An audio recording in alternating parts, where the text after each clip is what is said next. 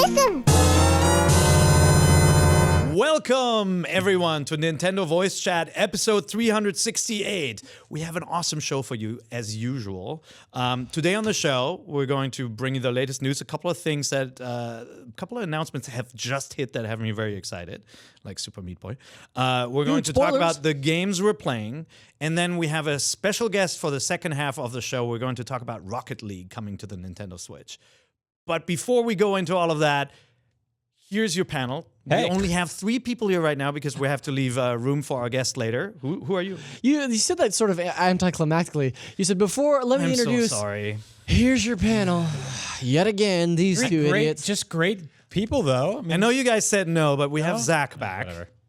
Zach You didn't Ryan. say no. That's fine. Yeah, and we've got Brian back. You've all tried to stop me, but here I am again. Brian Altano. Yeah. But more importantly, we have Super Meat Boy on Nintendo Switch. That's such the big great one, news. huh? That's what we're leading with? I'm really excited about this. It's a good game. It's super hard. I hate it and I love it. Yeah. But it's just wonderful that some of the more iconic indie games now are following suit, are coming over. Yeah. So I think it's just really cool for the Switch to have this many games. I think most specifically, we're seeing this really cool trend where developers are announcing their Switch ports by tweeting a photo of a Nintendo on Switch Switch, yeah. with their game on it. And think that's super cool. We saw this from Super Meat Boy, from the developers over there. And then moments later, or I think it was like an hour or two later, we saw Jules Watson, who's been making 3DS Nintendo games in general for years now, tweeted out a picture of Mutant Mudds running on Switch. Yep. So that's coming too. It's kind of a cool way to sort of be like, we did it. I don't know if any of these things are Photoshops or if they're actually running. I don't really care. It means they're working on it. So that's pretty awesome. But seriously, the bigger announcement last week, of course, is Apollo Justice coming to the 3DS. It's an old 2008 game. Now, I love the Ace Attorney games. I really like them. It's actually getting a visual upgrade for the 3DS. It comes out, I think, in November. And in a very cool move, it actually has the Japanese and the English versions included. That's really cool. You can switch the game to Japanese, and it's not just voice and language. It's actually text as some well. of the backgrounds and some of the art is different for the Japanese version. No, Now, the big announcement. That's an interesting move that they would change over the art in a domestic version versus an import version as well. Like that. Yeah. That's pretty cool. That's I mean, pretty unprecedented. background drawing, sometimes, Yeah. obviously signs and like the food you eat is different in those games. That's really But no, cool. the big announcement is we've complained about not getting the special edition for Metroid that is coming out in the UK for the 3DS, but we are actually getting a special edition, Samus Edition, new 3DS XL in the United States, announced for $200. Comes out September 15th, same time as the game. Are you getting one or no? I hope you guys didn't buy a 2DS XL last week. Yeah, I mean that's the thing, right? There's It's like, never a right time to buy a Nintendo handheld. I have the Majora's Mask limited edition 3DS, Yep. and to me that will always be the 3DS sticking that with I that? love and that I use. Yeah, and I'll definitely stick with that. I do think not you kind of thought the opposite, but I do think that the special edition, the Samus special edition, is really cool looking. I think it's really neat.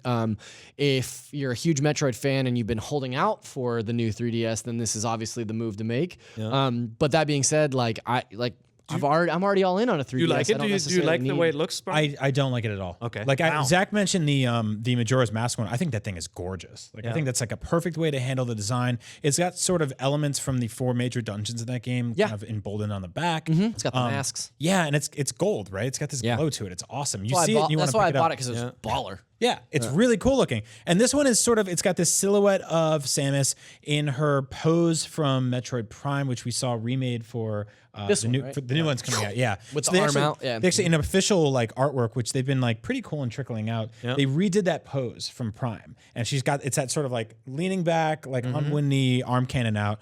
And so they put that on there. I'm okay with that. And then there's this kind of like shape hexagonal thing So in the background, and it's red on the front. It's kind of and like yellow the on the back. visor stuff, right? Like the kind of But not really. It just looks like the pattern. it just looks like a weird like wallpaper. It's that very comes through Deus with your Ex-y, phone. right? Kind Like, of, yeah. Yeah. Yeah, it is very Deus. I think I I do just like wanted- the color scheme though. Kind of, it's so colors are bold. cool. You know, Yeah. it's like that kind of golden red. Obviously, these colors work very well together. golden. Yeah, Yeah. it's an NVC system. There they are. But I like it, but I don't love it. I have to be honest. Yeah, and I'm in so exactly for the same $200 boat. And I without also- a game in it. Unless you're know. unless you're like a diehard Metroid fan, I'm not really convinced of who exactly this is for. I mean, obviously it is for diehard Metroid fans, but also How many more games can we really expect to see on the 3DS? I think that's the big question in everybody's mind right now is like, obviously those games have been sort of slowing. We have a couple of announcements here of stuff that's coming still, but it's like eventually within the next couple of years, I think we're all thinking that that's going to dry up. And it's like, well, I guess you can get this now, but there's also a whole generation of 3DS XLs out there, new 3DSs that are already there, already cheaper. I mean, you'll be able to play a brand new Metroid game on it, which is really cool. But that's not in the box. Yeah, there isn't even a download code, which I'm always like kind of really puzzled by that move. Yeah, if you're gonna make a special edition console, tie it to the game itself, throw and the really game in there, right? It's price point perception, right? They want to,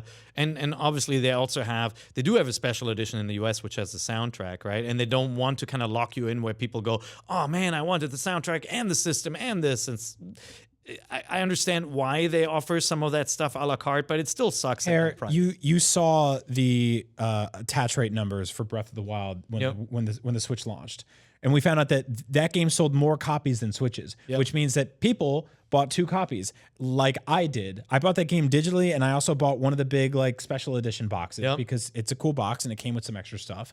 I think diehard Metroid fans, which is apparently what they're going for here, are the kind of people that would buy both. So it seems odd to sort of segregate. You might be right. Well, folks, let us know in the comments what you think. Do you love the system? Do you like the look of the system? Are you going to get one? Let us know. Another announcement: Nintendo announced that the Nintendo World Championships are coming back. So for the third time this year, October 7th in New York, people will be able to compete. The first one was all the way back in the 90s, and then obviously Nintendo made a big splash in 2015 at E3 by bringing the tournament back. There'll be 2 brackets, under 12, over 13. Which one are you going to join, Brian?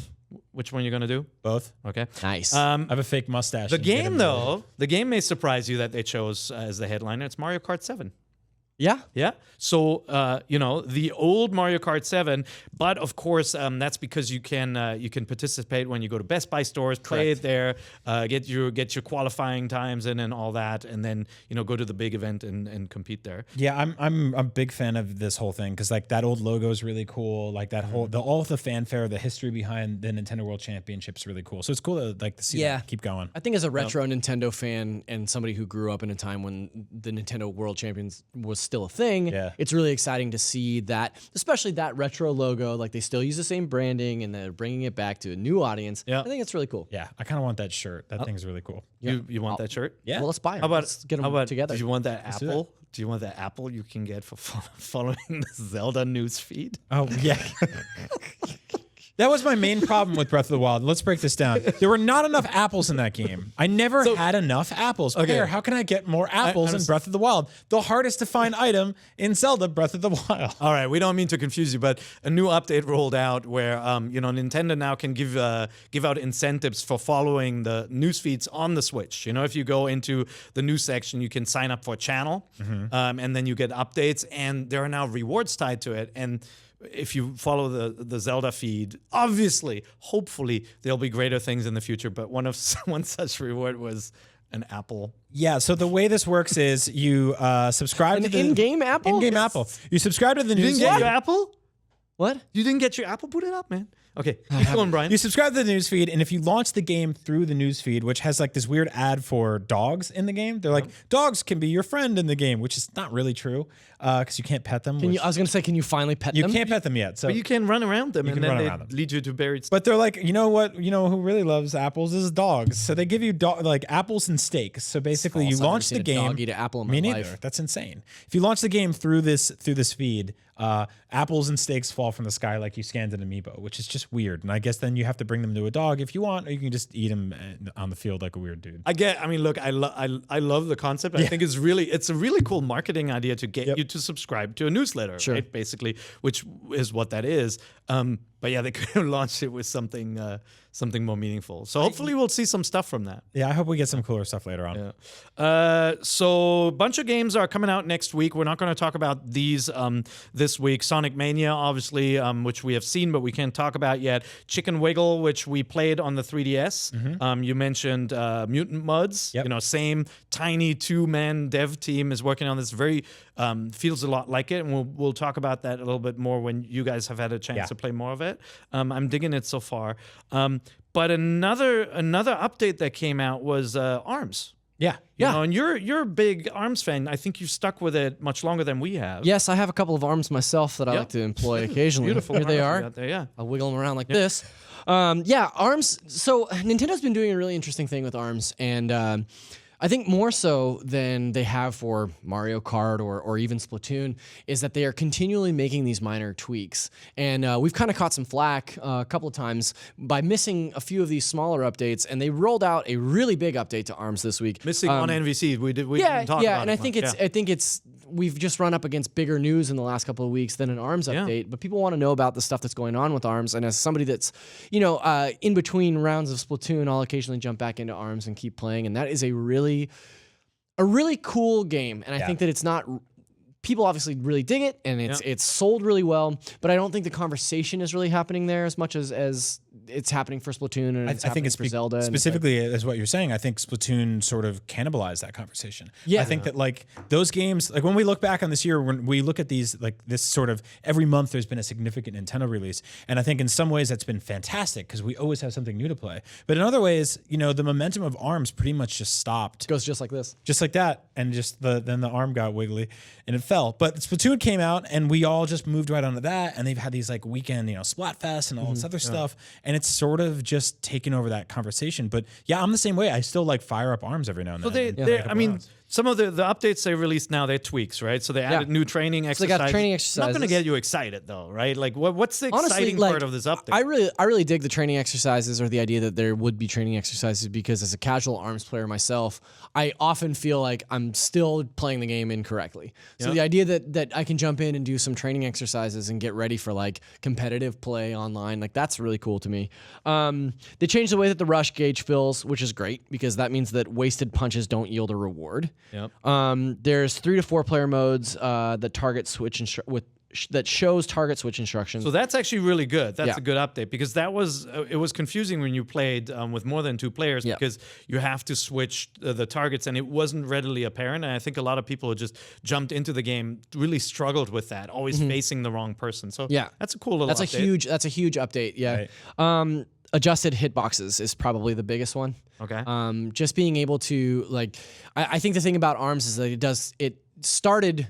Well, on launch, it did feel a little loose, not as tight as obviously not as tight as like a Street Fighter or something like that, where it's like when you throw a punch, you know exactly how it's going to land, how it's going to hit, the damage that's going to be inflicted there. So these adjusted hitboxes will really, it's a really big step towards becoming a legitimate fighting game, along the lines of professional esport fighting rank. Kind of thing. When you talk to pro Street Fighter players, that's always what they're talking about. The whole conversation is just about they know exactly. They're like, Chun-Li's kick stops exactly right here and can be impacted this way, this way, this way. So from this distance, I know the exact move to make. And seeing ARMS head in that territory is really cool. Yeah. I'll jump back in though. The next update has me a little bit more excited, and that's a brand new character. Right? We haven't seen that. They brought in Max Brass, right? But he was a boss, right? Yeah, he was already in the game, but then they made him playable, which is cool. And overall, they're making tweaks to if you go and look at the patch notes, they're making tweaks to every single character in the game. So this is just a nice little tip of the hat to ARMS fans from Nintendo, who they're saying hey, we hear you, we hear what you're saying, we're still supporting this game. And, I think that one thing that they've done really well for Splatoon is they've said, we're going to roll out DLC for a year, we're going to roll out Splatfest for 2 years, but for ARMS, they're like, ARMS is here, it's out there, you can play it, but I think they're being a little more discreet about the way that they're supporting ARMS, but it is important to note that they are. And they are making changes continually, and they are making that a game that came out, that launched, and it was very good, and they're going in and making it iteratively better. So speaking of making things iteratively better, obviously Splatoon 2 keeps getting little updates as well, but bigger than that was the Splatfest. True. That just concluded. It was mayo versus ketchup. Right, and they went with those colors. I was not expecting that. They did. That was awesome. It's disgusting. It was so gross. good. Oh my god, I love that. You guys didn't like that? There's blood and pus. It's like old white, yellow. Wait and for blood. chocolate versus vanilla, man. Oh my god. Oh yeah, it's gonna be poo city. I would like to take this opportunity to announce that Mayo did win. Yes, 2-1. And suck it, Brian. because he was on Team Ketchup. Good point. Good. Yeah. I still am on Team Ketchup because that's a more versatile condiment that you can put on a lot of different things. So it doesn't taste like old weird eggs and cream. So suck it. I think it was really made from interesting. eggs. I think it was really interesting that the popular vote went to Ketchup. Of course. Yeah. All the kids. Yeah. Right. Oh, and then, kids. But mayonnaise still ended up winning because Kids of didn't the show way. up, man. Well, that's true. Also, they're terrible at video games. Am I right? Am I outnumbered in the ketchup thing right now? Yes. You guys are both Yeah. mayonnaise? Miranda, please come back. Help me out. But I think that the way that they tally points for winning is kind of messed up. Like the meta behind the way that they calculate who's the victor, because it was popular vote, winner gets 1 point, and then single match winner gets 1 point, and then team match winner gets 1 point. And so what ended up happening was Ketchup slaughtered when it came to the popular vote, but players for Team Mayonnaise just brought the fury and won more matches in both single and team modes. So I played both. I played. it was a close call, but I played some single player, and I ran into a bunch of strong Ketchup players. It sounds ridiculous. How old are we? Strong but I also Ketchup played players. teams. So I had my daughter got back from she spent a couple of weeks in Germany with her parents, and we played a little bit online before. your daughter was spending some time with her parents, and you with weren't my there? parents. There you go. In Germany. God, she came back. Right, actually, we played Splatfest together while she was in Germany, and we made a team. So cool. That's awesome. So cool. And so my two boys on the couch next to me in handheld mode, me on the TV, and then my daughter in Germany all the way over cool. there, sitting under my parents' stairs because that's the only place that Wi-Fi works. That's amazing. At like 1 a.m. at night. Don't tell my parents.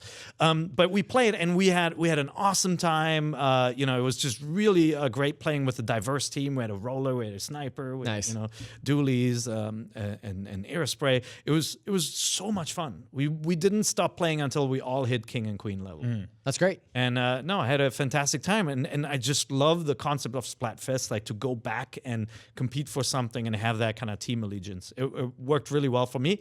We did have a bunch of disconnects, so I don't know if you ran into that too. No, I definitely did, and that was a bummer. I mean, I think that's something that we'll probably talk about down the road, some changes that we want to see in Splatoon. But yeah, I think infrastructure-wise, I think stress test-wise, I think, internet-wise in general, Splatfest was a challenge to a lot of people, and we did hear a lot of stories about matches being made Ketchup versus Ketchup a lot of the time because they were so overwhelmingly popular on that team.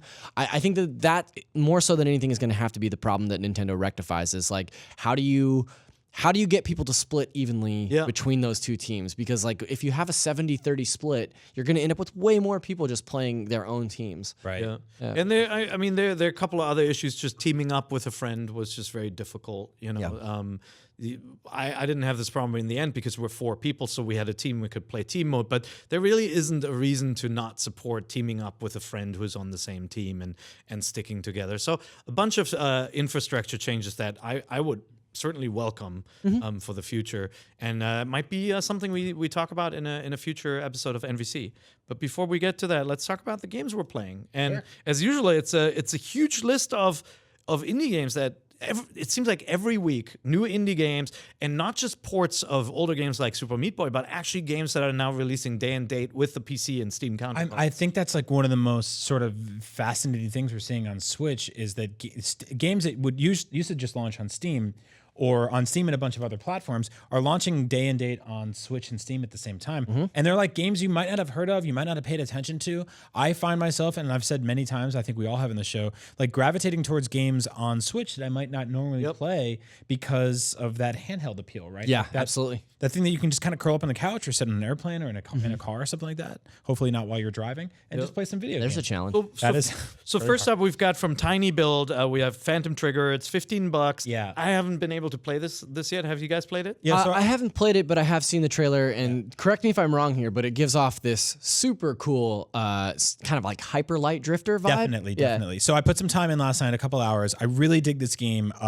The presentation's a little like in terms of like the story is a little interesting. interesting because it starts with like a husband and wife in a kitchen, and like the husband, Spoilers. the wife is cooking food, and the husband sort of collapses and has to go to the hospital. And then there's this flashback or flash sideways or flash forward into this like weird nether realm where everything is neon and intense, and you have this awesome sort of hack and slash-ish kind of RPG that occasionally like you'll get through an area and it'll cut back to like the hospital, and you're like, so it's a lot of going on there. Yeah, there's a lot of interesting stuff going on story-wise. But gameplay-wise, the reason I really like this game is because you are this weird little character with this kind of like... Just so it's... Just like me. Just hits home. Yes.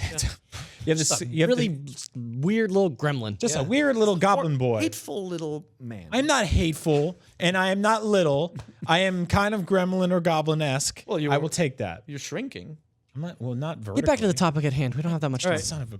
So anyway, this game is basically a top-down hack and slash, very 16-bit, very neon. The cool thing about it is that you have 3 different attacks that can all be leveled up based on how you use them. So the Y button, the X button, the A button all sort of represent different, like, here's a sword, here's a fist, and here's a whip. And each one of those can be, like, they have their own meters that can kind of increase. And there's, like, some roguelike elements where when you die, you lose some things and you gain some things and carry over. But they can be used sort of in combination to create different kind of effects. What I don't like so far is that a lot of the enemies are, while kind of clever because they force you to use all these different attacks, feel a little repetitive so far. And I haven't really run into any, like, sort of significantly grand scenarios, like any sort of big bosses or anything like that, but I think those things are coming. What would you like in it too? Like, what's it most like? I would say like it feels kind of like Link to the Past-ish, with some sort of hyper light drift. There's a really good comparison, but then a lot more neon. You know, it's a lot more kind of. It's got a lot of elements that, like, we see in a lot of indie games these days, where the art direction is kind of nebulous, but it's still really fun, and it's Crazy bright colors. Yes, Cool. Yeah. And But that's I really dig it. It's $15. $15 and it's out. You can play out it right now. now. Another game came out that's Severed. Yep. Also $15. So this one, art style wise, if you've played Guacamelee before, obviously, you know, Drinkbox, the developer, definitely has a unique style. Yeah. And this game is no different. It looks crazy. It's a very unique game. Yeah, I love this game. Yeah. I totally missed it last year when it came out on Vita, and I played probably 2 hours of it last night. It is so cool. It's this weird, like, point and click Metroid Zelda mashup. Yeah. Where you're kind of exploring this series of like dungeons and forest areas and finding like heart upgrades and mana upgrades, but then also I kept having this continual sensation while I was playing it, like, oh, I didn't realize you could do that in this game. It's got, you bring up Zelda and Metroid, but it's like gameplay wise is completely different. It's like you're getting a first person view of an area. You can turn any direction, and when you move through the map, it actually almost, it fades It's you like, to the yeah, next it's- area, almost like a VR game. It feels like Myst it's or like something. yeah. This is a weird thing to say, but it's just like you just tick forward or tick left or right. Like it's just one step at a time into these different areas. But then it does these things that we've seen in games like Skyward Sword, where an enemy has to be attacked at like an angle or sliced in a certain way. That's the thing we're kind of dancing around here. You can control motions with any of the shoulder buttons or the face buttons or sticks, but all the combat and all the interaction is all touchscreen. Right. So you can't play this game docked. You can't play it on your TV. You can only play it in handheld mode. So that's obviously a big deal, right? Yeah. So people like to play games on their TV. What happens? You can't. You can't. And this Tough says luck. you can't. So if you put it in the dock, a little warning pops up and it said this game is meant to be played handheld. And that's the only option that you have. And you end up playing it sort of like this. If you obviously you can't see if you're listening to this audio wise, but like I'm just holding my Switch with one hand, controlling motion with the left stick, and then swiping, left or right with on the screen itself. And it gets a little cumbersome. Like it does, like there is some fatigue there. But did you try like detaching the Joy-Con and playing like that? No, I didn't. But I should give that a shot. Combinations like that. I think it is a sort of a brilliant game. I love Drinkbox. I loved Guacamelee, and it's a continuation on those ideas, but a completely different take. I really love it. The thing I like there times you'll see an enemy far ahead in the dungeon. You get close to it, and it'll appear full screen basically in front of you.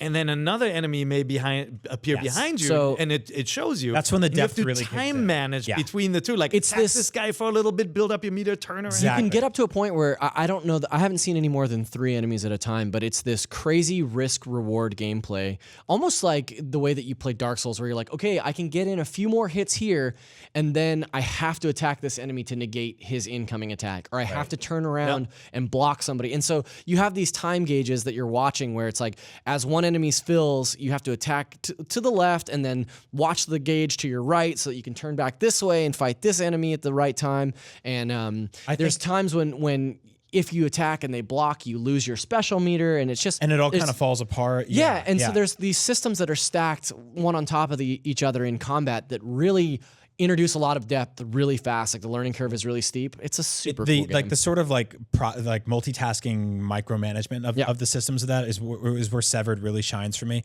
Also, the art direction is just gorgeous. Yeah, it's beautiful. And it's just a really interesting story. I mean, I don't want to spoil anything, but like just right off the bat, you're sort of hit with this gut punch of like what is happening to this main character. Yeah. When I first played Severed, I thought I was a little disappointed. To be frank, because I'm such a huge Guacamelee fan, and I don't feel like it hits the same highs as that game. But once I got that out of my system, that this is not the sequel to Guacamelee, this is them trying something completely new, I really fell in love with it. It's I like all the combat. Everything feels really good, and I love the universe. It's like I don't like that motion of kind of like phasing through the levels. I would have preferred it if it was a little bit more free exploration. But I just think it's so unique. I mean, it's definitely worth a look if you're playing on the go. Obviously, you know, do not play it on your screen. So our guest is knocking on the door, and he's going to come in a second. We'll have Jeremy Dunham on from the Rocket League team, bringing Rocket League to the Switch. But before we get there, just super quick impressions of the other two games that came out. One was Rocket Fist. Rocket Fist, yeah. So this Not is Rocket League. Not Rocket League. So Totally this is very different different. This is a sort of top-down kind of robot dodgeball video game.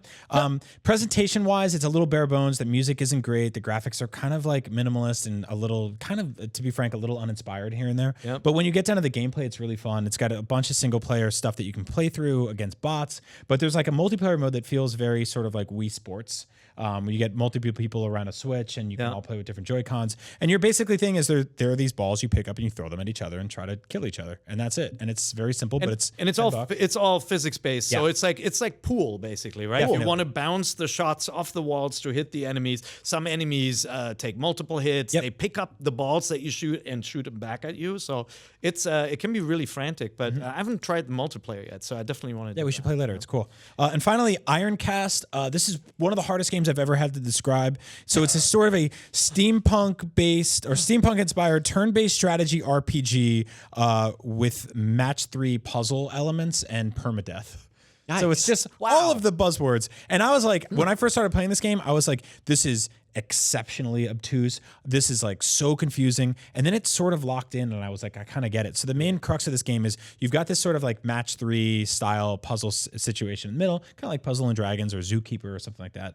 And on the left and right, you have these gigantic robot mechs that are steampunk inspired, and they're facing each other and battling each other. And based on the levels, the systems that you level up based on the gems that you match and stuff, you can increase sort of their damage, their height, and attack each other.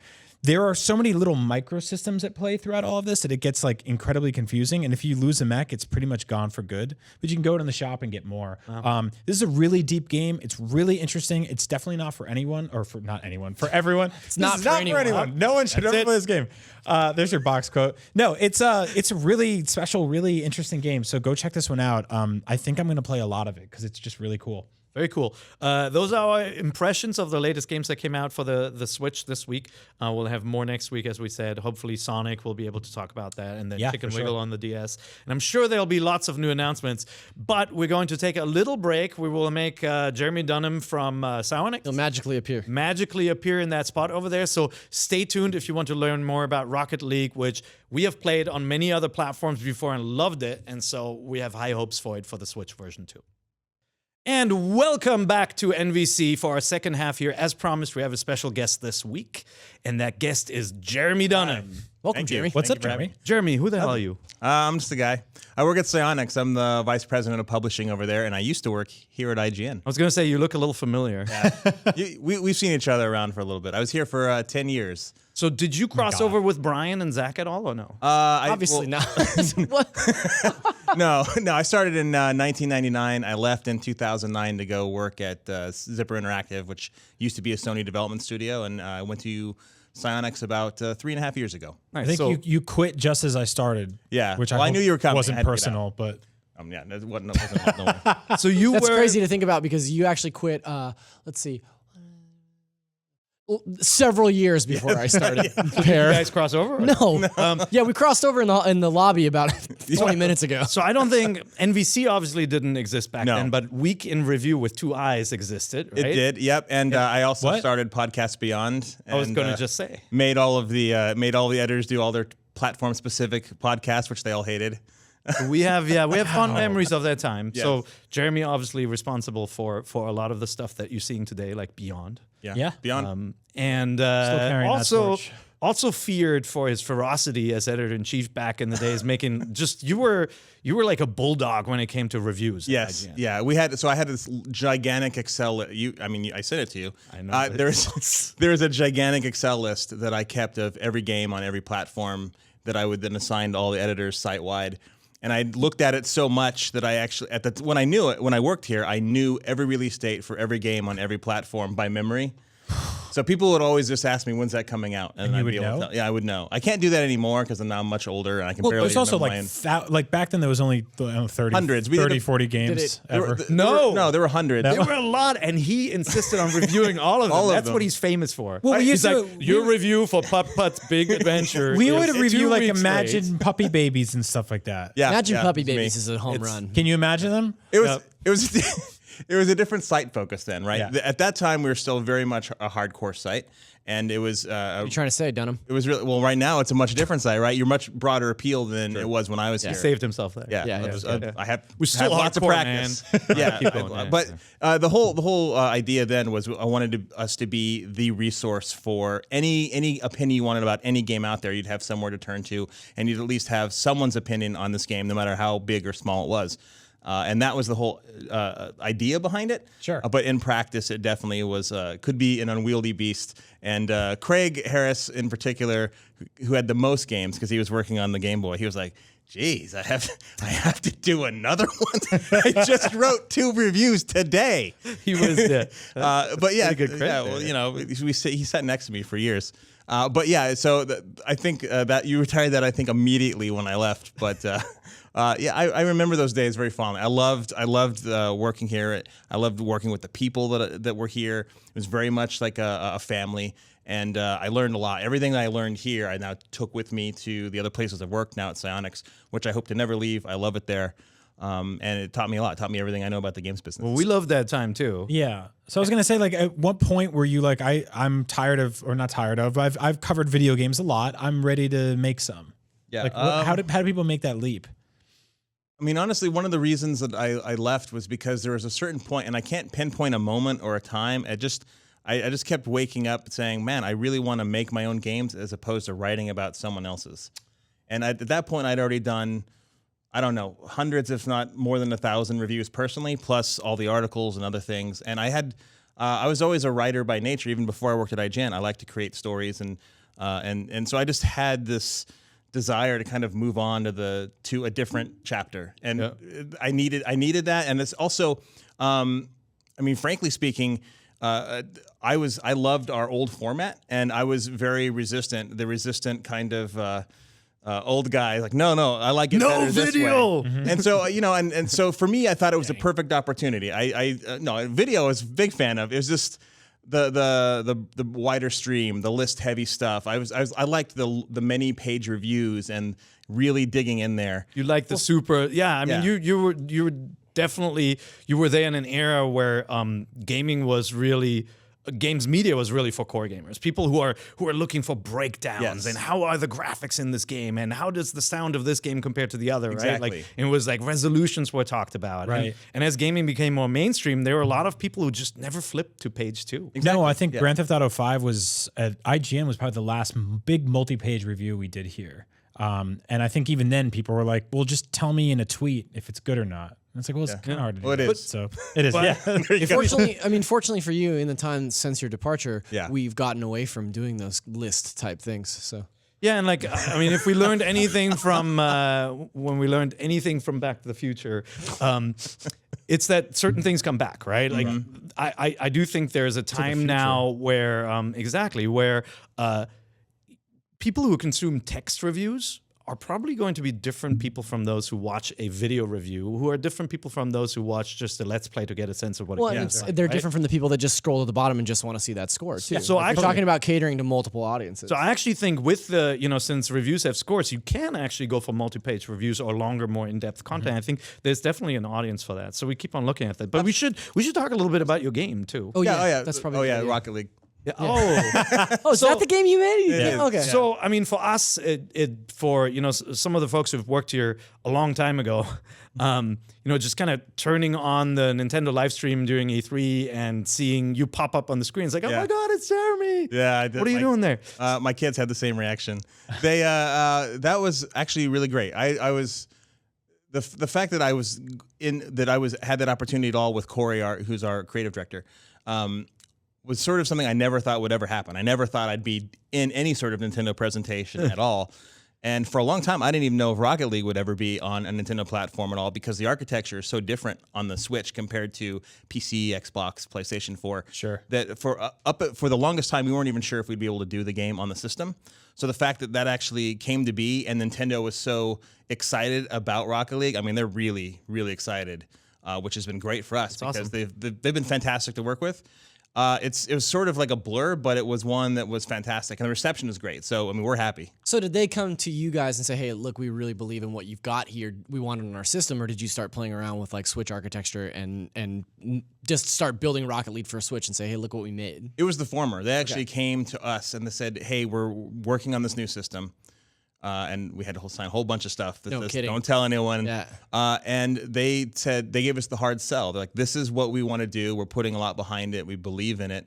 And, we were trying to get as much information and we weren't sure in the beginning because it was so different that we weren't sure that we'd be able to get a game that's very reliant on performance to the Switch in a meaningful way. I mean, we could do it. You port anything to any platform, but is it going to be a good port? It's going to represent your product the way that it should. Exactly. Yeah. But there's performance and then there's the online connectivity. I mean, one of the reasons, and we can go a little bit more into the history in a sec, but one of the reasons why so many people play Rocket League and still play it after 2 years on the market, right? I think it more players now than ever. Is because of online play, and it's got great online play. And the Switch is a console designed to be taken with you. Yes. So by definition, that online play is going to disconnect when you're leaving the house, right? Just ask Splatoon. One of the things that encouraged me personally, and just to get into the system itself, was the very first question I asked them is like, well, look, I want to know if you guys are going to support cross-network play because it's very important to us. It allows us to do matchmaking, and depending on which political side of the hardware fence you're on, we get different answers from different publishers. Yeah. Nintendo said whatever you need. I mean, that was their Amazing. answer. But there was no hesitation because cross-platform play in this case means potentially PC, PlayStation, and Xbox, right? Yeah. So definitely two rival platforms that they care a lot about. Yeah, I mean, that was my reaction. I'm like, so you'd be fine with us playing on PC, PlayStation 4, and Xbox. They're like, whatever you need. So the announcement of Rocket League at E3 this year, when we were in the war room, they announced Rocket League was coming to the Switch. We were all really excited. And then there was that second announcement. It's like, also, you can play cross-platform against anybody in the world. Anybody. And all of us were boggled. How? The logistics behind that and the idea that the way that this thing interacts with the internet at large and the way that the PlayStation 4 interacts with the internet at large, like those languages must be so different. Like, what are the challenges in bringing all those systems together? Actually, it's all written in Botch. Oh, that makes sense. It's not easy. I mean, there is a ton of work that goes into it, and one of the reasons that I think Psyonix has been so successful with Rocket League is we have incredible engineers, both on the client side and on the online services side. And to give you an idea, when we launched Rocket League, it was built by about 12 to 15 of us at Psyonix. At the time, we were working on another game for Square Enix that was in a beta period called Nosgoth. That Square Enix has since canceled that project. And then after that cancellation, we were able to put the rest of the Psyonix team on Rocket League. But it was a very small team. And since Rocket League is launched now, we've created an entire online services department, which at the time we didn't even have. All the online services in the beginning were handled by our client engineers and some of our, even our producer on the title for a while. That's how small we were. But they take what's incredibly difficult and they make it look easy. Because as far as the end user is concerned, it's just pressing a button and now you're in a game. And in fact, you can turn it on or off in the options. You can do whatever you want. And the reason that it's so easy for And easy is definitely a relative term. It's definitely difficult. But the reason it's easy for us to allow it to work is because we control everything. It's our matchmaking system. We hide all the information from other platforms. So the only thing you know when you're playing someone who's not on your platform is that they're on another platform. We don't tell you if it's Switch or Xbox. Or that's really interesting. And like the other reason why I thought it was improbable that anybody would pull this off, honestly, with the Switch against the Xbox or the PC was that traditionally, I think it's fair to say that third parties have not supported Nintendo consoles with continuous content after launch, right? You would get a game like Call of Duty on the Wii with voice chat actually pretty early, but then there's the little asterisk saying it's not going to get this DLC pack. Right. So how do you manage something like that? That's our whole, because it's actually a benefit of cross-network. Because the game is cross-network, all versions have to be the same. You can't have someone playing one version of the game while another audience is playing another and make that work properly. So the way that we approach it is whatever the version of the game you're playing, it's not the inferior version. We want them to all feel and look like the same game across all platforms, because no matter how big or small the audience is, if we're bringing the game to you, we want to make sure that it's the best game it can possibly be. And it never made sense to us to try to dumb down things or remove things, because then it's not the Rocket League that everyone else is playing. It's important that everything that all other platforms have is also available on Switch. And that's why on Switch, all DLC that's available to all the other platforms will be on that system, not only at launch, but then going forward. There's never gonna be a deviation unless we have something that's platform specific, like Sweet View on PS4. Right. I see what you did there. Yeah. Like the Mario stuff. Yes. I was going to ask you about that. I mean, hats. that does work in reverse, right? Like if there is, say, specifically or hypothetically, a Mario or Nintendo shaped DLC. That would stay on Switch, but then are you looking at just basically cosmetic stuff that would be platform exclusive? One of the other reasons that Rocket League has been successful is we don't have any pay-to-win DLC. Everything in the game is cosmetic. So even our DeLorean from Back to the Future or the Batmobile from Batman v Superman, those don't have any advantages over anything else. There's no car that goes faster. There's no car that hits harder. They all have the exact same stats. Yeah. And there's slightly other differences. They have different hitboxes, so that at least when you're playing it, it feels like you'd expect it to feel. Because obviously, a car that's low to the ground isn't going to have the same hitbox as a slightly larger, bulkier vehicle. But other than those shapes and hitbox differences, there's no differences. There's no difference between them statistically. Turn radius is sort of involved in that because the hitbox also naturally produces turn radius differences. But that's it. And that will continue for any new vehicle we ever introduce to the game. We will always follow that line of no vehicle is better than another. It's all about user preference. So now, what are you going to say? Yeah, so from a mechanical perspective, under the hood, you have to roll out all updates at the same time across these Absolutely, platforms. yeah. Right. Simultaneous. Yeah. And it can create problems too, because Microsoft and Sony and now Nintendo all have different time periods in which you have to submit things before you release it. So you're looking at some sort of awful Venn diagram to figure out when's the right time to launch your updates. We have some pretty dedicated producers that figure it all out for us. But yeah, so one platform you have to do several weeks earlier than another one. Right. And another one, like on Steam, because it's completely dev controlled, there is no submission process. You just push it when you're ready.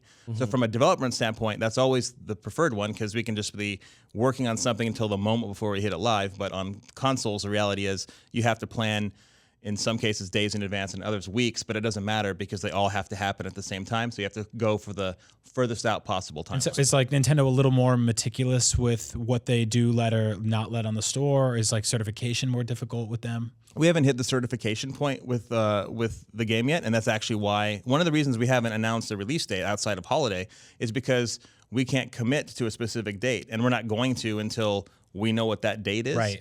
So we haven't gone through that process. We've gone through some of the steps to go through pre-cert, which is basically a process by which you set the game up to let them know what's going to be in it, to prepare them for your certification build and get ready for the sorts of things that they'd be looking for. But so far, working with them has been very good. They've been very open.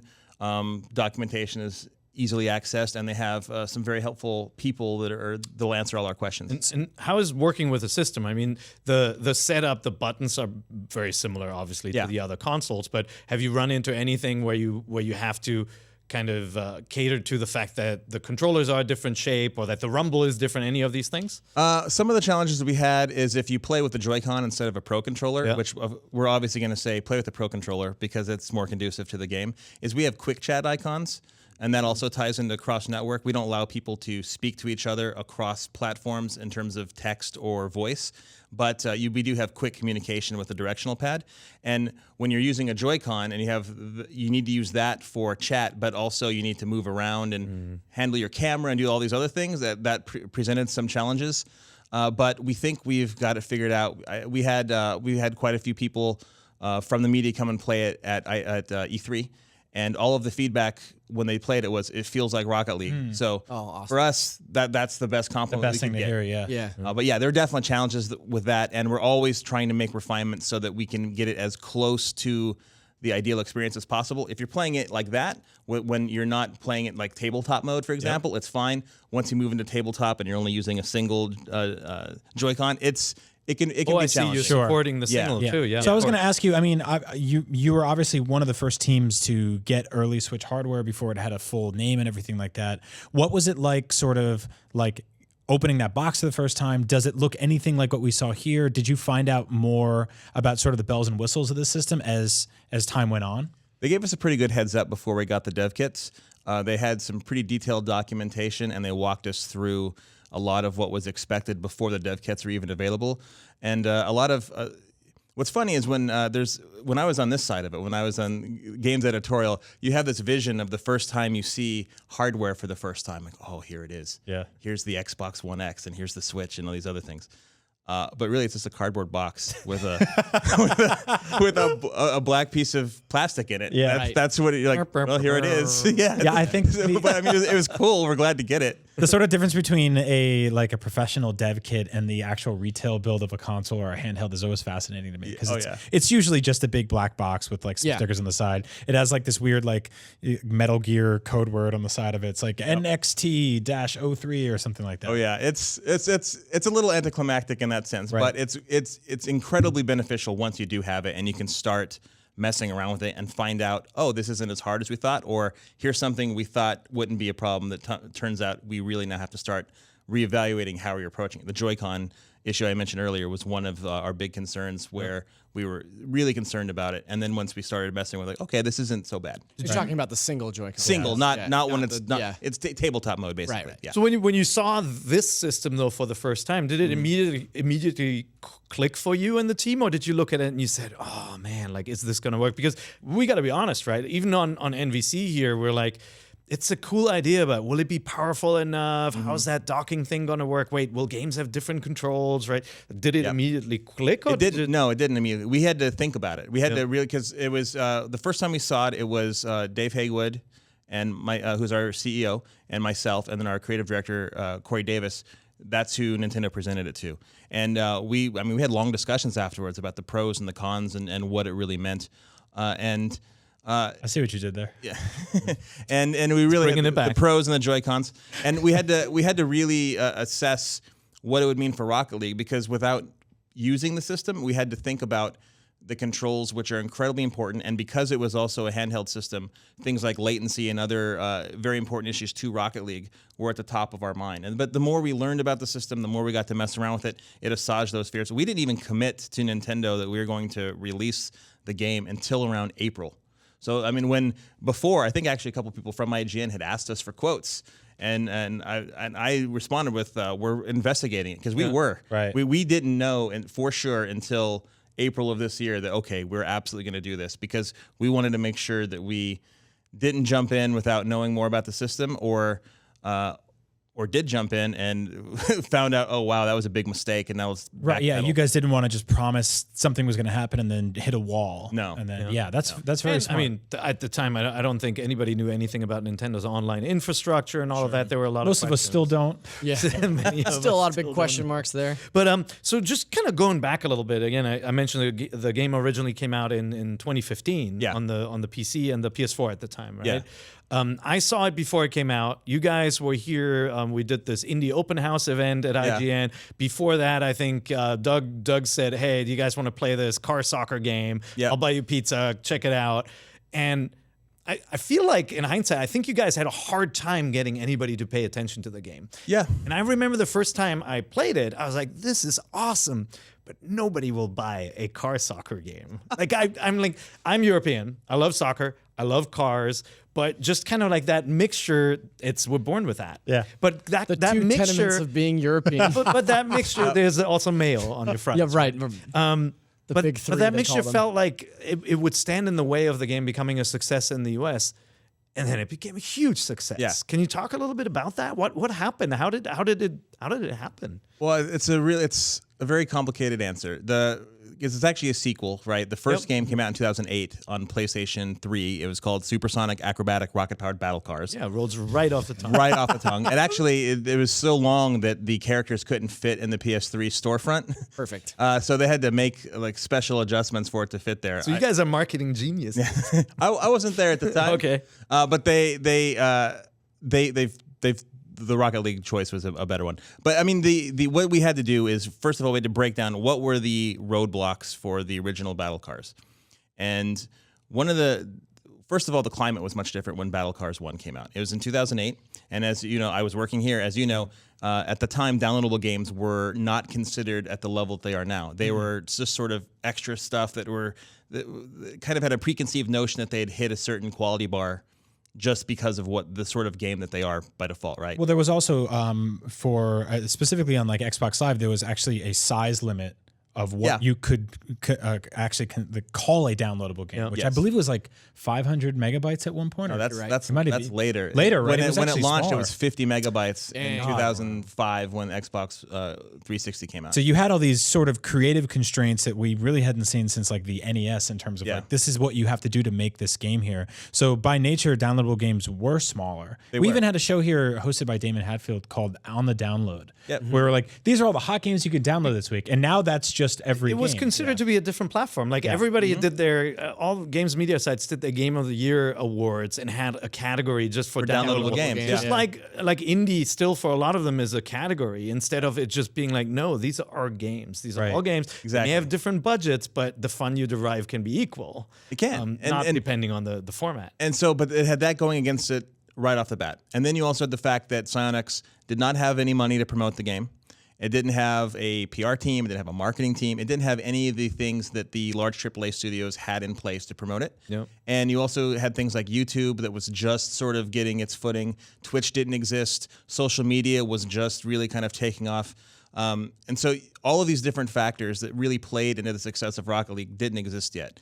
The difference in between Rocket League and Battle Cars was we had a small but dedicated community that gave us 5 years worth of feedback that allowed us then to take all that feedback and make a better Rocket League. So we knew to fix things like peer-to-peer, we got rid of that, or pair-to-pair if you're an IGN. And we got we instead got dedicated servers. Players wanted customization, so we added customization in there, which they didn't have before.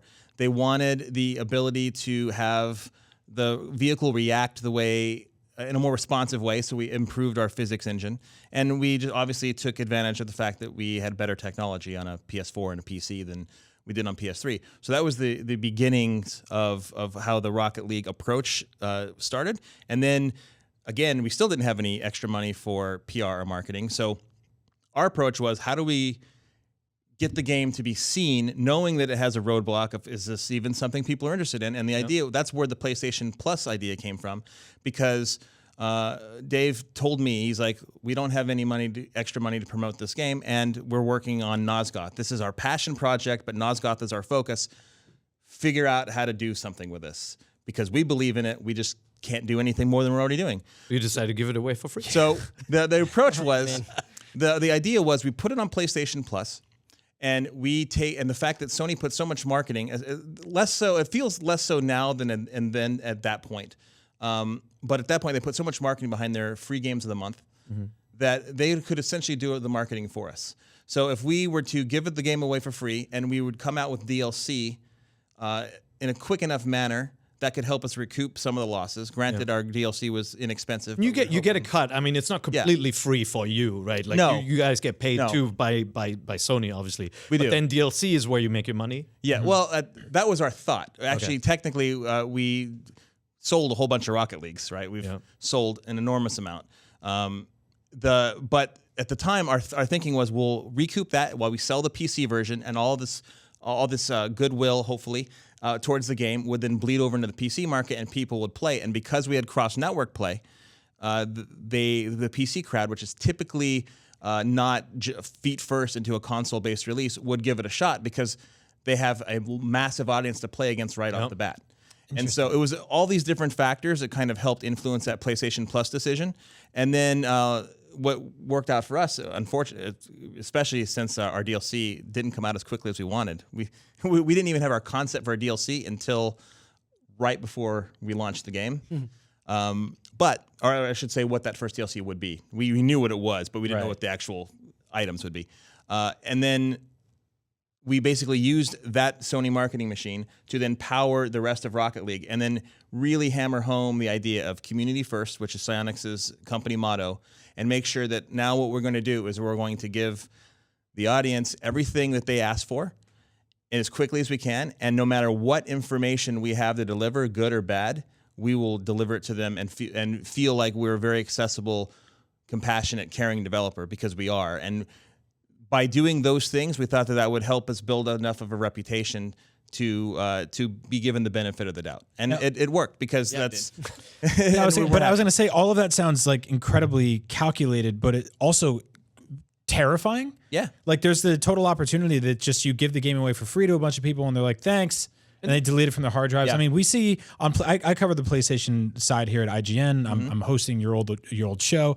When we cover PlayStation Plus stuff, usually it's games that have been kicking around for a little bit that are going free, or whatever you want to call it. Yeah. You never really see, or it's more common now. I think people are chasing kind of that business model. It's more common now, but you never really saw a brand new game launching exclusive or launching sort of like right there front and center on PlayStation Plus, where for the first time you're playing a new game for free. Yeah. And was there fear that like the online infrastructure wouldn't work, that everything would sort of collapse again like it had in the past? I know you'd been there for that before. Everything was terrifying. And the funny thing is our own estimations for the audience and PlayStation's estimation for the audience were so wrong. We were just so off base that as soon as we hit that problem of servers on launch, I mean, we were freaking out because now we're like, this is our reputation on the line. Sure. And it's cost too, right? Yeah. And we were small. I keep hitting the microphone. Sorry. We were small.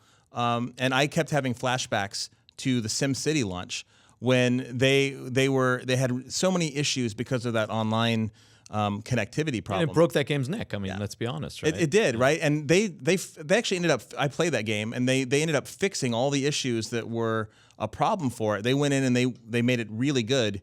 But because they had gotten so much heat for how poorly the launch went, a lot of people didn't notice, and they only associate the launch with the game. Yeah. Right. And so that was what was going through my head, and I know the rest of the dev team are also really concerned. But what we did was the best we could do, which was we're just going to tell everyone this is more people than we thought. We understand it, and we're going to fix it as soon as possible. Luckily, we had an offline mode you could play when it didn't. While we were working on it, and in the span of about a week and a half, we actually rewrote the entire network code in the game to support the way that we had set up. I mean, just to give you an idea of our naivete, because we were still learning. I mean, a lot of people who aren't in the games business or make games don't realize necessarily that you can't just automatically scale a game for more users. You can't just pull servers out of anywhere. You know, you have to prep the servers. You have to actually make sure they exist. Are they virtual servers or are they metal servers? I mean, all of these different questions.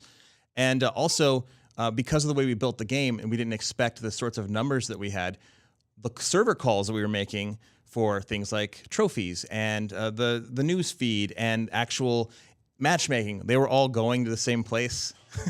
Rookie mistakes. But we had to change all of these different elements of the online infrastructure, and they did it very quickly. We brought in someone who's still with us today, and we've ended up building an entire team around this. Where we had none, now we have a massive, relatively speaking, like 12, 13 online service engineers. So now you're obviously you've rewritten everything, and you're accustomed to lots of people playing. It's a huge game now.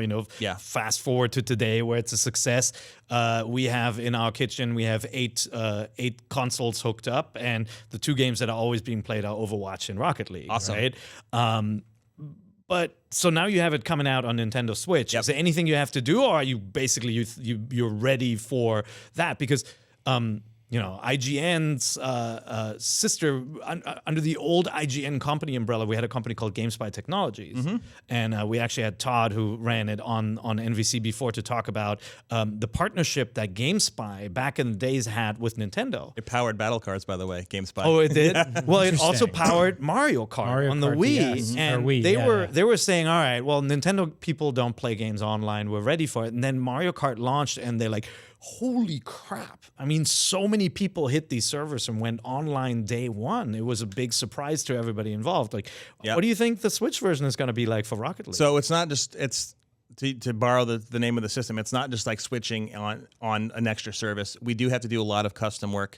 Yeah, there you go. And that is something, that is our online services team's number one priority right now, is solving all of the new questions that come up moving to that platform, and it's something that we're actively solving for all the time. It's really a lot of technical stuff that I don't think most people would care to hear. But yeah, it's definitely a challenge, and it's something that we're working on. We're confident we're going to solve all of the concerns that players coming in would have. We know that you're going to be able to play against players on other platforms. You shouldn't have matchmaking issues. Things are going to work just fine. But getting to that point, lots and lots of work. And it's not just it wasn't as easy as going to Xbox, for example, from PC and PS4, where a lot of that sort of those same basic principles that are set up on PS4 exist on Xbox, elsewhere, just in a slightly different way. We hear that Switch kind is of totally different. There's that condescending thing that gamers do a lot, and we're all guilty of it. Of just drag and drop the game over. And it's just like there's a Switch folder, you drag the game from Xbox and the Switch, and it's done. Yeah, it's not that. So I used to work on shooters for Zipper when we worked on SOCOM, and we would get a lot of gamer feedback then whenever it came to things like a level being too open and can we make it a little bit more stealthy. And I liken that to any change we would make in any game, and that's if you put, let's say, a new obstacle in this sight line. Now you have to rebalance the entire map around this. Is the sight line still useful in 360 degrees? Is the artwork, which has to be built, you just don't copy and paste it somewhere, an artist has to create those things.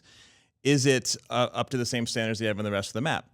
Are the hitboxes and the geometry working properly? You have to QA test it. Then you have to make sure that any other unforeseen problems don't crop up because you've now maybe introduced a new bug that wasn't there before. So changing anything in any game is not as easy as, we just did that. Right. You have to do an incredible amount of trial and error to get to the point to where it feels like there's no problem at all. But do you have to worry about, like with the Switch, do you have to worry about like voice chat, or is that all platform side, or in the app for Nintendo in this case? Or is that on your guys' shoulders too? It's tag team, right? Nintendo's providing the SDKs and the things that we need to then support it in the way that we can. But that's a bit of a complicated question because really where we're going to be at in launch, we don't know yet, right? In terms of where we're at with voice chat, it really depends on how far along we are using Nintendo's SDK. So that's one of our questions that are still up in the air right now. Just how much are we going to support voice chat? Are we going to be able to support voice chat at launch? These are open questions, but whatever the answer is, we'll tell everyone as soon as we know.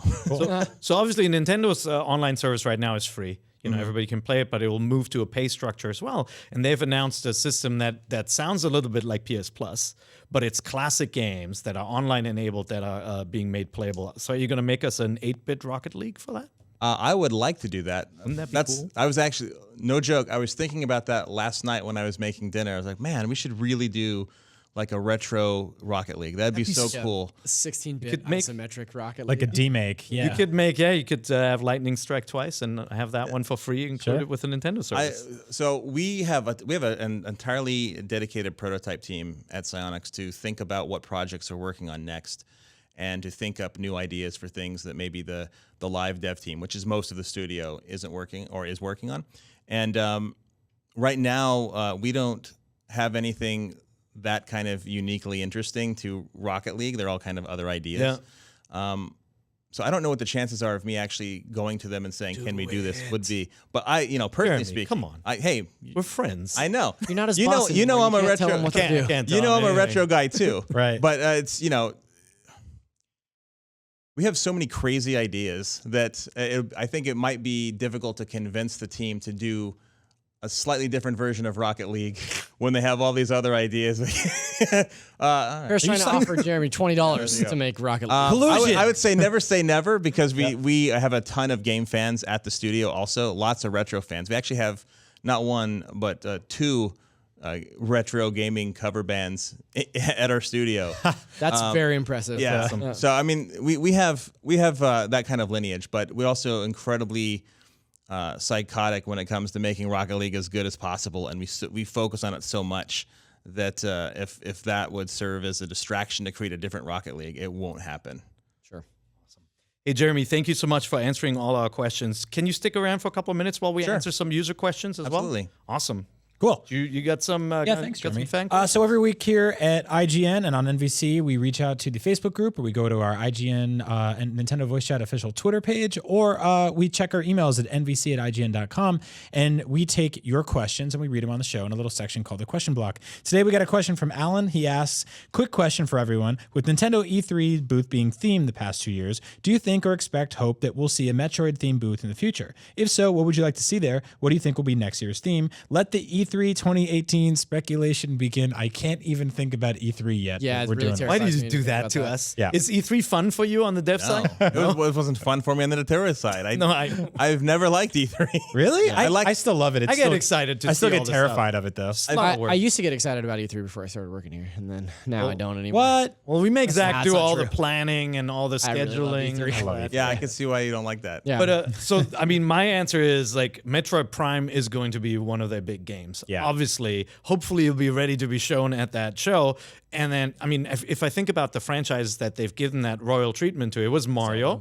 It was Zelda. So where do they go next? I mean, Smash Brothers obviously is still out there. We'll probably Smash get an Brothers would announcement. make for a terrifying booth experience because people would just be rough fighting all through that booth. Yep. Just Yep. really getting in there and throwing punches, But There'd be that announcer voice yelling the entire time. trying to toss you off a cliff or something. I got to think, especially for a US audience. For a US audience, Metroid just feels like the right thing to do their little Disneyland with, unless you got that 8-bit Rocket League coming. I would love to see it though. I'm a big Metroid fan. I think that would be great. And when we didn't know about any of the other announcements other than our own during the E3 announcement. So when we saw the Metroid stuff, we were watching it.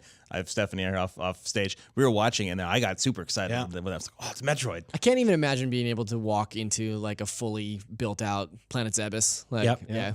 Now Jeremy Samus becomes a ball. Yeah, you're like the 14th person to mention that today. We get so many suggestions for what to put in Rocket League. Have you ever noticed that your ball looks like Samus? If you do want to see specific stuff in Rocket League, Nintendo based for the Switch version though, tell Nintendo. Oh, and interesting. let them know.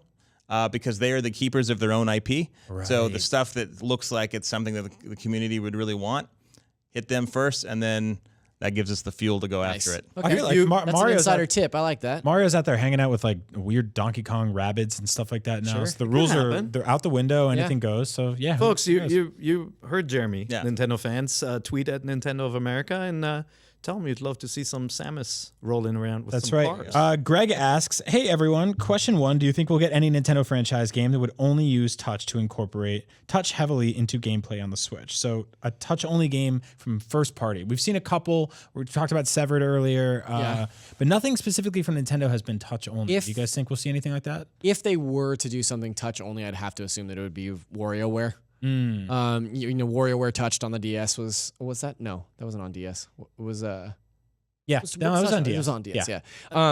But that's the only like core Nintendo franchise that I can think of. I say core loosely that I could think of being touch only on. They did the Zelda Switch. games for the DS, Yeah. obviously. Yeah, they were but I mean, they're not going to touch put games. out a touch Zelda. I feel like if they make a on WarioWare, Switch. it's going to use like all parts of the deer. They're Yeah. going to be like, take off the left Joy-Con and switch it with Sure. the right Joy-Con, and then put up the kickstand. Maybe I'll use that little pointer, the IR thing. Probably. that hasn't been used to great effect outside of. I mean, yeah, That's true, yeah. Yeah.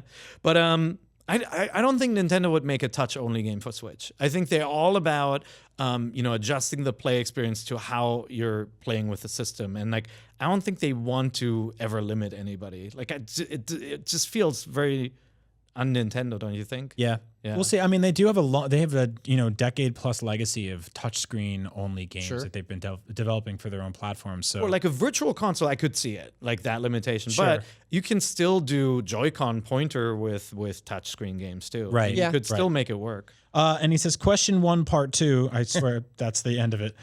He says, will inexpensive touch games take away value from the Nintendo eShop, or will they have a home there? So effectively, like all these sort of like mobile ports we're seeing, sort of like the smaller, cheaper games that are starting to flood the shop. Some are great, some are not. Do you guys think that takes away from the value of the overall store? I don't think so, and I also don't think there's going to be a lot of them. Yeah. Because giving developers options are great, but the market kind of determines, and the communities determine what works and what doesn't. And we've already seen through other platforms, like Vita comes to mind, and the back touch, for example, Yeah. right? Yep. Which was a highly touted feature prior to release, but it wasn't really used in actual Poorly practice. implemented, yeah. Yeah, and that's because not because developers couldn't think of ways to use it. I mean, they did. It's just because it just didn't work very It didn't well. work, Yeah. right? Yeah. Yeah. So I think that the one thing that most game developers need to realize, and I think fans are the same way, are it's great to have that feature, but not to have it for the sake of having it. And I think that over time, you'll see that some games will implement it very well, but probably not at a large degree. Sure. And only where necessary. And I think that that's the most important thing. The game developers make the game that makes sense to their vision and what their audience wants, and not necessarily just to incorporate something because it's there. Cool. I like that Greg also signs off by saying "Best Greg." That's a pretty bold claim, Greg. Congratulations. It's best comma, Greg, but yeah. Yeah, Zach doesn't know commas. Hey, thank you guys so much. Jeremy, if people like you and want to give you feedback and let you know what you should add to Rocket League, where can they find you on Twitter? They can find me at Dunham Smash, all one word. And that's the only social media I use because I'm old. Yeah, that's But fair. thanks for having me on, guys. I really appreciate it. It's always great to thanks come for back. coming. and No, visit. seriously, thanks for coming back. No, it's awesome to have you on, and we'll sign off in a second. But if you out there enjoyed the show, obviously remember to give us good feedback. If you're listening to this on iTunes, drop a review, 5 stars, of course. Always. You can subscribe to our channel on YouTube. You can find us on IGN.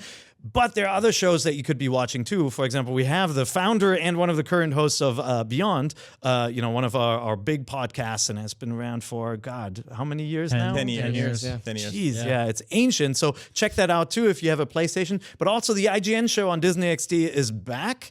Starting on Monday again at 9 p.m. You can watch it on your cable station, or you can come back to IGN a day later and watch it here as well. And we'll have some Rocket League on that as well coming up. It's a good show. I actually watch it. Very nice. So you know where to find Jeremy. Where can people find you, Brian? I'm at Agent Bizzle on Twitter. I'm at Zacharias D.